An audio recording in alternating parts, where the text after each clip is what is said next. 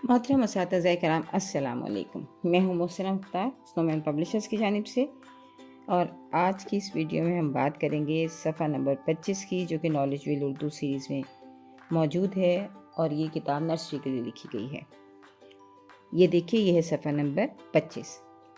इसका उन्वान है मुतअद्दिद ज़हानतों के लिए सरगर्मी, और यहाँ पर एक QR कोड बना है जहाँ कि आप बच्चों के जो लेसन प्लानिंग है, लेसन प्लान है, वो आप एक्सेस कर सकते हैं और इसकी मदद से आप बच्चों को ये जो सरगर्मी है करवा सकते हैं। अच्छा, इस उम्र में बच्चों के लिए जो सोशल डेवलपमेंट है वो बहुत ज़रूरी होती है। बच्चे अपने बारे में जानते हैं, साथ साथ अपने ख़ानदान के बारे में जानते हैं, और ख़ानदान के बारे में सिर्फ जानना ही काफ़ी नहीं होता। उन जो ख़ानदान के अफराद हैं, जैसे कि माँ है, बाप है, दादा है, दादी है, बहन भाई हैं, चचा चची हैं, जैसा कि फैमिली में लोग मौजूद होते हैं, तो उनका एहतराम करना, उनकी मदद करना और ऐसे रवैये को अपनाना जो कि हमदर्दी का हो, और इस बात को समझना कि उनका क्या मकाम है और हमें उनकी कैसे मदद करनी है। तो बच्चों को हमें ये जो एक सोशल एक्टिविटी है बहुत ज़्यादा ज़रूरी है। अच्छा, इसके और बहुत सारे मुतअद्दिद ज़हानतें इसलिए लिखी गई हैं कि जब बच्चे इसमें शुक्रिया का कार्ड बनाएंगे तो बच्चे जो है वो जो बॉडीली काइनेस्थेटिक बच्चे हैं ये उनको सपोर्ट करेगा। इसी तरह बहस और मुबाहिसे की इसमें एक्टिविटी है तो वो वर्बल लिंग्विस्टिक को सपोर्ट करेगा। गिफ्ट देना यानी पौधा तोहफे में देना, तो इंटरपर्सनल जो स्किल है ये उसको भी करेगा सपोर्ट। और साथ साथ जब बच्चे अपनी आदतों में हमदर्दी और मोहब्बत के जज्बात पैदा करेंगे तो ये इंट्रापर्सनल इंटेलिजेंस पे भी जो है वो काम करेगा। तो इसी तरह ये जो एक छोटी सी एक्टिविटी यहाँ दी गई है, एक छोटी सी सरगर्मी है, वो जो है वो बच्चों को बहुत सारी हर तरह की ज़हानत रखने वाले बच्चों को सपोर्ट करेगी। तो इसके लिए सबसे पहले तो हमने इसका मकसद ये है कि हमने बच्चों को बुज़ुर्गों का एहतराम और उनकी मदद करना सिखाना है।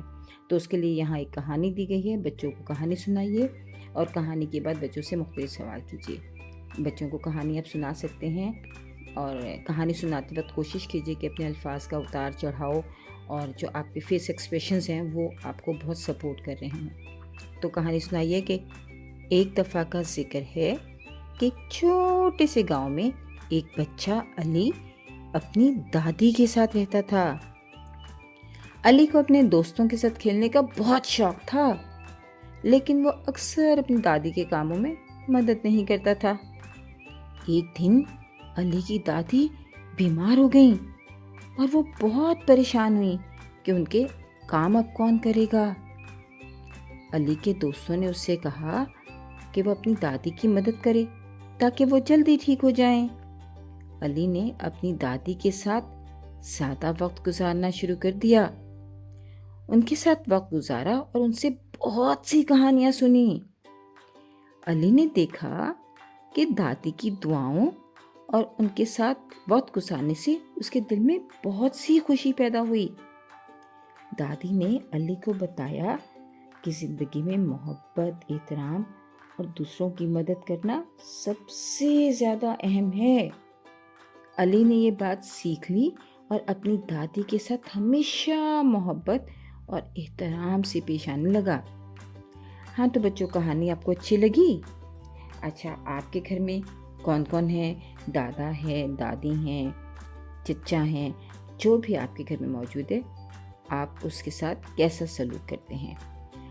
स्टोरी टेलिंग का जो एक अहम मकसद होता है, आप कोई भी कहानी बच्चों को सुनाते हैं, उसका यकीनन हम किसी मकसद के तहत सुना रहे होते हैं, बच्चों में कोई स्किल डेवलप करना चाहते हैं इसलिए सुना रहे होते हैं, लेकिन उसको सिर्फ सुना देना काफ़ी नहीं होता। उस कहानी के मुतालिक बच्चों से सवालात करें और हर कोशिश कीजिए कि क्लास में मौजूद हर बच्चा जो है वो उसमें हिस्सा ले और अपना जवाब ज़रूर दे। तो अली ने दादी की मदद क्यों की? दादी की दुआओं से और मोहब्बत से अली को क्या तब्दीली महसूस हुई? आप अगर अली की जगह होते तो क्या करते? क्या आपको अपने दोस्तों के साथ खेलना पसंद है? क्या अगर आपकी दादी बीमार हों तो उनकी मदद करेंगे या दोस्तों के साथ खेलने जाएंगे? इस कहानी में आपको सबसे अच्छी बात कौन सी लगी और क्यों? और सबसे बुरी बात कौन सी लगी और क्यों? इन सवालात की मदद से बच्चों की थिंकिंग स्किल्स डेवलप होती हैं, बच्चों की डिसीजन मेकिंग पावर बेहतर होती है, साथ साथ बच्चों की क्रिटिकल थिंकिंग जो है और एनालाइजिंग की स्किल जो है, यानी तज्जिया करना और फैसला करना कि कौन सी बात ठीक है, ये जो महारत है उनमें बहुत बेहतर होती है। اور ساتھ ساتھ جب آپ کیونکہ بچوں سے بات کر رہے ہوتے ہیں تو بچے ایک دوسرے کے جوابات سنتے ہیں، بچوں کے لینگویج ڈیولپمنٹ میں بہت ہی سپورٹ کرتا ہے، بچے نئے نئے الفاظ سنتے ہیں، دوسروں کے خیالات کو جانتے ہیں اور اپنے خیالات کا اظہار کرنا بھی سیکھتے ہیں۔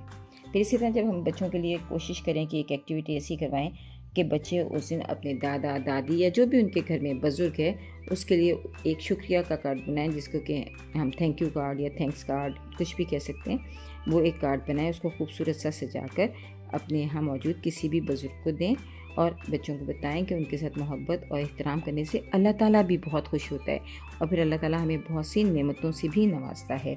اسی طرح تحفہ دینے کے متعلق بچوں کو سکھائیں کہ اپنے ارد گرد لوگوں کو تحفہ دینے سے ہماری آپس کی محبت بڑھتی ہے۔ ہمیں ہمارے مذہب نے بھی ایک دوسرے کو تحفہ دینے کے لیے کہا ہے کہ ایک دوسرے کو تحفہ دو، آپس میں محبت بڑھتی ہے۔